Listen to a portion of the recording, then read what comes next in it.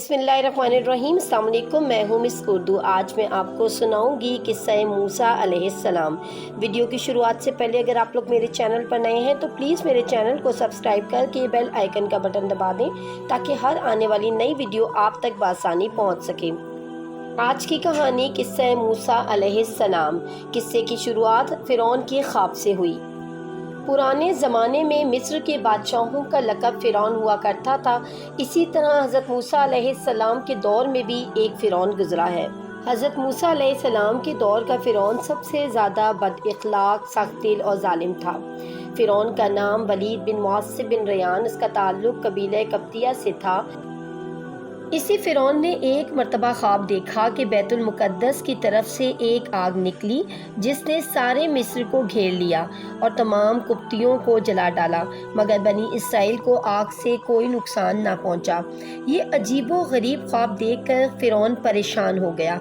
इसने नजूमियों से ताबीर मालूम की तो उन्होंने बताया कि बनी इसराइल में एक लड़का पैदा होगा जो तेरी बादशाहत ख़त्म हो जाने का सबब बनेगा।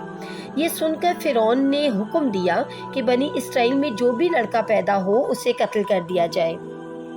अब फ़िरौन के हुक्म के मुताबिक जिस घर में भी बेटा पैदा होता उसे मार दिया जाता। ये सिलसिला काफ़ी अरसे तक चलता रहा। फ़िरौन की दाई फ़िरौन के हुक्म के मुताबिक लोगों के घरों में जाती और पैदा हुए हुए बच्चे को अगर लड़का पैदा होता तो फ़िरौन के सिपाहियों के हवाले कर देती। इस तरह वो बच्चा दुनिया में आने से पहले ही दुनिया से रुखसत हो जाता। ये जुल्म बर्बरियत की इंतहा थी, लेकिन लोग फ़िरौन से डरते थे, इसीलिए उसे कुछ नहीं कह सकते थे क्योंकि वो बहुत ज़्यादा ताकतवर था। बाब नंबर 2, हज़रत मूसा अलैहिस्सलाम और जलता हुआ तंदूर। हज़रत मूसा अलैहिस्सलाम की विलादत का वक्त जब करीब आया तो आपकी अम्मी जान के पास वो दाई आई जिसे फ़िरौन ने बनी इसराइल की औरतों के लिए मुकर्रर कर रखा था। जब हज़रत मूसा अलैहिस्सलाम पैदा हुए तो आपकी दोनों आँखों के दरमियान से नूर की किरणें निकल रही थीं, जिनको देखते ही दाई का जोड़ जोड़ काँपने लगा और उसके दिल में हज़रत मूसा अलैहिस्सलाम की मोहब्बत पैदा हो गई।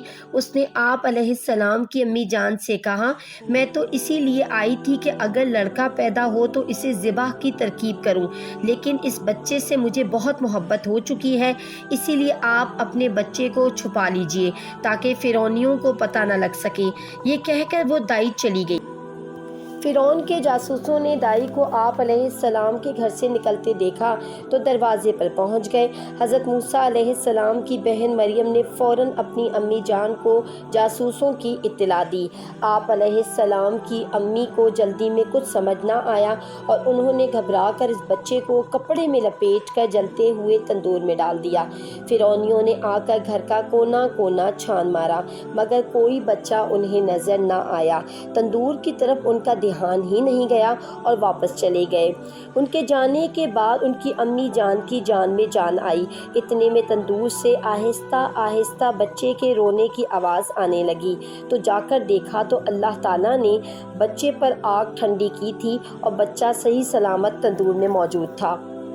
इस तरह हज़रत मूसा अलैहिस्सलाम की अम्मी ने हज़रत मूसा अलैहिस्सलाम को अल्लाह के वसीले से तंदूर से सही और सलामत बाहर निकाल लिया। इस वाक़े के बाद हज़रत मूसा अलैहिस्सलाम की हिफाजत करना दुश्वार हो चुका था क्योंकि हर तरफ फ़िरौन के सिपाही और जासूस फैले थे जो हर लम्हे की खबर फ़िरौन को देते थे। ऐसे हालात में हज़रत मूसा अलैहिस्सलाम की ज़िंदगी को ख़तरा था, इसीलिए उनकी वालदा के दिल में अल्लाह ताला ने हज़रत मूसा अलैहिस्सलाम की हिफाजत के लिए एक तजवीज़ डाल दी कि वो एक लकड़ी का संदूक बनवाएं और उसमें इस बच्चे को डाल कर दरियाए नील के हवाले कर दें ताकि ये बच्चा इस जुल्म सितम से बच सके। इस मकसद के लिए हज़रत मूसा अलैहिस्सलाम की अम्मी एक बढ़ई के पास संदूक बनवाने के लिए गई। उसने पूछा, तुमने लकड़ी के संदूक का क्या करना है? तो उन्होंने सच सच बता दिया कि अपने बेटे को इसमें डालकर दरिया में डालना है, हो सकता है कि वो फ़िरौनियों से बच जाए। उस बढ़ई ने उनको संदूक तो बेच दिया, लेकिन उसकी नीयत ख़राब हो गई और वो फ़िरौन के उन बेरहम जल्लादों के पास पहुंच गया जो बनी इसराइल के बच्चों को ज़िबाह करने पर मुकर्रर थे ताकि उन्हें नए बच्चे के पैदा होने की खबर दे सके। جب بڑئی ان کے پاس پہنچا تو اللہ تعالیٰ نے اس کی زبان بند کر دی۔ اس نے ہاتھ کے اشارے سے سمجھانا چاہا تو فرعونیوں نے اسے پاگل سمجھ کر وہاں سے نکال دیا۔ جب وہ واپس اپنے گھر پہنچا تو اللہ تعالیٰ نے اس کی زبان کھول دی۔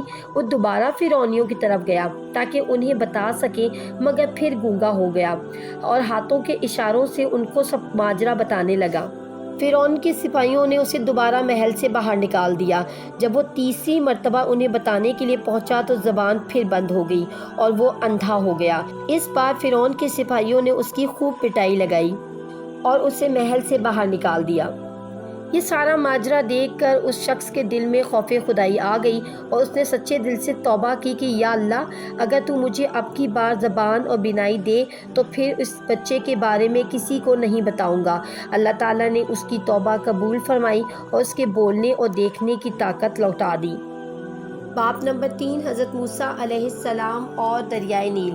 ایک روایت کے مطابق حضرت موسیٰ علیہ السلام کی والدہ نے تقریباً 4 ماہ تک حضرت موسیٰ علیہ السلام کو فرعون کے سپاہیوں اور فرعون سے بچا کر رکھا، لیکن مستقل ایسا کرنا ان کے لیے ممکن نہ تھا۔ اسی لیے انہوں نے حضرت موسیٰ علیہ السلام کی حفاظت کے لیے ایک تجویز اپنائی۔ انہوں نے فرعون کے خوف سے حضرت موسیٰ علیہ السلام کو ایک لکڑی کے صندوق میں رکھ کر دریائے نیل میں بہا دیا۔ دریائے نیل سے نکل کر ایک نہر فرعون کے محل کے قریب سے بہتی تھی۔ یہ صندوق دریائے نیل سے بہتا ہوا اس نہر میں آ نکلا۔ فرعون اور اس کی بیوی حضرت بی بی آسیہ رضی اللہ تعالیٰ عنہا، جو کہ بعد میں حضرت سیدنا موسیٰ کلیم اللہ پر ایمان لے آئی تھیں، دونوں محل میں بیٹھے نہر کا نظارہ کر رہے تھے۔ جب ان دونوں نے صندوق دیکھا تو نوکروں کو بھیج کر اس صندوق کو نہر سے باہر نکالنے کا حکم دیا۔ فرعون اور اس کی بیوی اس خوبصورت صندوق کو دیکھ کر حیران تھے کہ یہ اس نہر میں کیا کر رہا ہے۔ بہت تعجب کے بعد جب اس صندوق کو کھولا گیا تو اس میں ایک نہایت خوبصورت بچہ نظر آیا۔ فرعون اور بی بی آسیہ دونوں کے دلوں میں اس بچے کی محبت پیدا ہو گئی اور حضرت بی بی آسیہ رضی اللہ تعالیٰ عنہا نے فرعون سے کہا، یہ بچہ میری اور تیری آنکھوں کی ٹھنڈک ہے، اسے قتل نہ کرو، شاید یہ ہمیں نفع دے یا ہم اسے اپنا بیٹا بنا لیں۔ چونکہ فرعون کو اپنی بیوی آسیہ سے بے انتہا محبت تھی، ان کی ضد کے آگے کچھ نہ کر سکا۔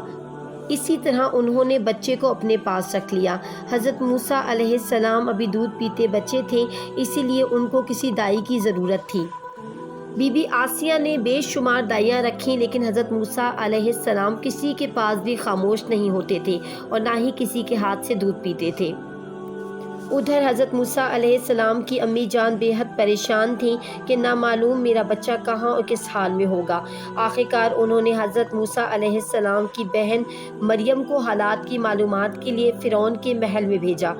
مریم نے جب حضرت موسیٰ علیہ السلام کے حالات دیکھے کہ وہ کسی دائی سے بھی خاموش نہیں ہوتے اور نہ ہی کسی کے ہاتھ سے دودھ پیتے ہیں، تو انہوں نے فرعون سے کہا کہ میں ایک عورت کو جانتی ہوں، شاید وہ آپ کا مسئلہ حل کر سکے۔ مریم فرعون کی اجازت سے حضرت موسیٰ علیہ السلام کی والدہ کو محل میں لے آئیں، اور جب حضرت موسیٰ علیہ السلام کی والدہ نے حضرت موسیٰ علیہ السلام کو گود میں اٹھایا تو وہ بالکل خاموش ہو گئے۔ اس طرح حضرت موسیٰ علیہ السلام اپنی امی جان کے پاس دوبارہ واپس لوٹ آئے۔ اب حضرت موسیٰ علیہ السلام کی والدہ ہی ان کا خیال رکھتی تھیں اور ان کی پرورش کرتی تھیں۔ اس واقعے سے ہم نے یہ جانا کہ اللہ تعالیٰ جو چاہتا ہے وہی کرتا ہے۔ جس فرعون نے جس بچے کے خوف سے ہزاروں بچے ذبح کر دیے، رب العزت نے اسی بچے کی پرورش کی خدمت اسی فرعون کی ذمہ داری لگا دی، اور یہ بھی پتہ چلا کہ اللہ رب العزت جس کی حفاظت کرنا چاہے، دریا کی موجیں بھی اس کو کوئی آنچ نہیں دے سکتی۔ باب نمبر 4، حضرت موسیٰ علیہ السلام اور فرعون کا محل۔ اب حضرت موسیٰ علیہ السلام کی پرورش فرعون کے محل میں ہونے لگی تھی۔ موسیٰ علیہ السلام ایک دن فرعون کے پاس ایک چھوٹی سی ڈنڈی سے کھیل رہے تھے۔ اچانک آپ علیہ السلام نے وہ ڈنڈی فرعون کے سر میں دے ماری۔ فرعون اس بار سوچ میں پڑ گیا اور آخرکار آپ علیہ السلام کو قتل کرنے کا ارادہ کر لیا۔ تو حضرت بی بی آسیہ رضی اللہ تعالیٰ عنہا بولی، اے بادشاہ، غصہ مت کر اور خود کو بدبخت نہ کر، کیونکہ یہ تو چھوٹا بچہ ہے، اگر تو چاہے تو اس کو آزما لے۔ میں تھال میں سونا اور انگارہ رکھ دیتی ہوں، تو دیکھ لے یہ کس کو اٹھاتا ہے۔ فرعون اس کے لیے تیار ہو گیا۔ حضرت آسیہ نے سونا اور انگاروں سے بھرا ہوا تھال حضرت موسیٰ علیہ السلام کے سامنے لا کر رکھ دیا۔ حضرت موسیٰ علیہ السلام نے سونے کی طرف ہاتھ بڑھایا تو فرشتے نے ان کا ہاتھ پکڑ کر انگارے کی طرف کر دیا۔ آپ علیہ السلام نے انگارہ اٹھا کر اپنے منہ میں رکھ لیا، پھر جب اس کی تپش محسوس ہوئی تو اسے پھینک دیا۔ اس طرح فرعون اپنے ناپاک ارادوں سے باز آیا۔ باب نمبر 5، حضرت موسیٰ علیہ السلام کی فرعون کو تبلیغ۔ حضرت موسیٰ علیہ السلام کی پرورش فرعون کے گھر میں ہونا اللہ کا ایک معجزہ تھا۔ حضرت آسیہ رضی اللہ تعالیٰ عنہا کی بے انتہا محبت اور حضرت موسیٰ علیہ السلام کی والدہ کی دی ہوئی تربیت میں وہ ایک پروقار اور سنجیدہ مزاج انسان بنے، ہمیشہ حق اور سچ کے راستے کو چنتے رہے۔ ایک مرتبہ ایک قطبی کے ظلم کے مقابلے میں حضرت موسیٰ علیہ السلام نے بنی اسرائیل کے ایک مظلوم شخص کو حمایت دی۔ قطبی مارا گیا۔ اس واقعے کے بعد تمام قطبی حضرت موسیٰ علیہ السلام کے دشمن بن گئے۔ ان حالات میں حضرت موسیٰ علیہ السلام کا مصر میں رہنا دشوار ہو چکا تھا، اسی لیے آپ مصر چھوڑ کر مدین پہنچ گئے۔ وہاں حضرت شعیب علیہ السلام کی آپ علیہ السلام سے ملاقات ہوئی۔ حضرت شعیب علیہ السلام نے آپ کو اپنے گھر میں پناہ دی اور آپ کی خوبیوں کو دیکھتے ہوئے اپنی پیاری بیٹی کا نکاح بھی حضرت موسیٰ علیہ السلام سے کر دیا۔ 12 سال بعد جب حضرت موسیٰ علیہ السلام اپنی اہلیہ کے ساتھ واپس مصر تشریف لائے تو ایک وادی میں اللہ تعالیٰ نے ان سے کلام فرمایا۔ اسی وادی میں اللہ تعالیٰ نے حضرت موسیٰ علیہ السلام کو پیغمبری عطا کی اور اللہ تعالیٰ نے حضرت موسیٰ کو حکم دیا کہ وہ فرعون کو اللہ کے دین کی طرف دعوت دیں اور اسے اس ظلم سے باز رکھیں جو وہ لوگوں پر اور بنی اسرائیل پر کرتا ہے، کیونکہ فرعون طاقت کے نشے میں خود کو خدا کہلوانے لگا تھا۔ بچپن میں منہ میں انگارے رکھ لینے کی وجہ سے حضرت موسیٰ علیہ السلام کی زبان مبارک میں لکنت آ گئی تھی، لہٰذا اس تبلیغ کے لیے آپ علیہ السلام نے اللہ تعالیٰ سے دعا کی۔ اس دعا کا ذکر قرآن پاک پارہ نمبر 16 سورہ طٰہٰ کی آیت نمبر 25 سے 36 میں ملتا ہے۔ اللہ تبارک و تعالیٰ نے ان کی دعا کو قبول کیا اور ان کی زبان کی لکنت کو ختم کر دیا۔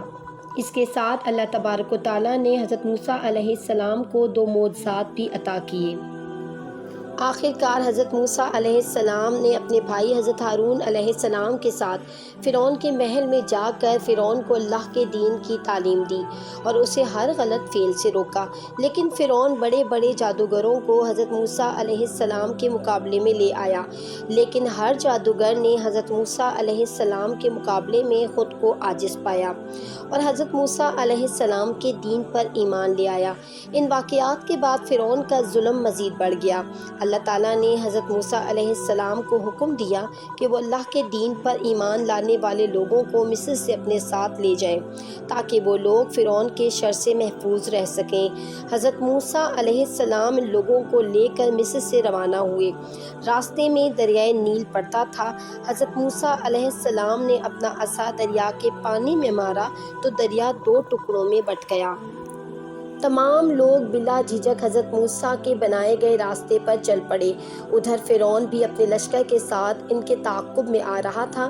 جب وہ دریا پر پہنچا تو ایک راستہ بنا پایا تو بلا جھجک ان کے پیچھے پیچھے راستے پر چل نکلا۔ فرعون حضرت موسیٰ علیہ السلام کے بنائے گئے راستے پر اپنے لشکر سمیت سمندر میں اتر گیا، اور جیسے ہی حضرت موسیٰ علیہ السلام نے اپنی قوم کے ساتھ دریا پار کیا، اللہ کے حکم سے دریا نے اپنا راستہ بند کر دیا اور ظالم فرعون اپنے حمایتیوں اور لشکر کے ساتھ اس دریا میں غرق ہو گیا۔ چند سال قبل اسی فرعون کی لاش دریائے نیل کے ساحل سے ملی اور آج کل یہ لاش قاہرہ کے عجائب گھر میں نشان عبرت کے طور پر موجود ہے۔